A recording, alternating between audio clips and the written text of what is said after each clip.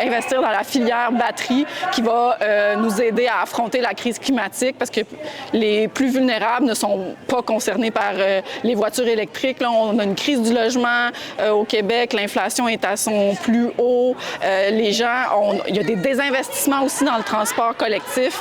Donc en ce moment, ce serait notre filet social et ce qui nous permettrait d'affronter les crises à venir où il faut mettre nos investissements collectifs et pas dans des industries qui sont polluantes, qui ne sont pas québécoises, qui viennent d'ailleurs et qui se font dérouler le tapis rouge par nos gouvernements et la Caisse de dépôt et placement.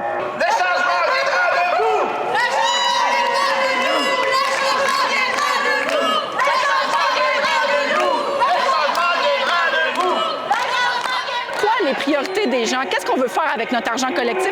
Ça, on ne sent pas que le gouvernement est ouvert à ça.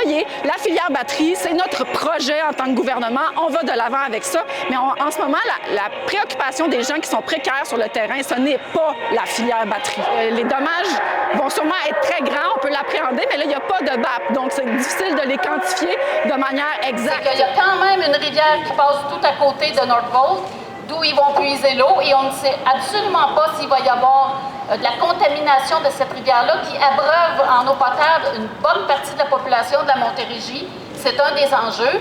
À part toute la question de la biodiversité, il y a 74 milieux humides qui vont être détruits et on ne sait pas non plus ce qui va être émané dans l'air comme substance que les gens vont respirer tout autour.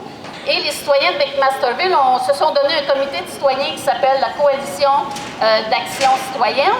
Et ils ont en ligne une pétition pour demander un BAP complet sur les 3 aspects que je vous ai nommés, socio-économique et environnemental, avant d'accepter que ce projet-là puisse se développer.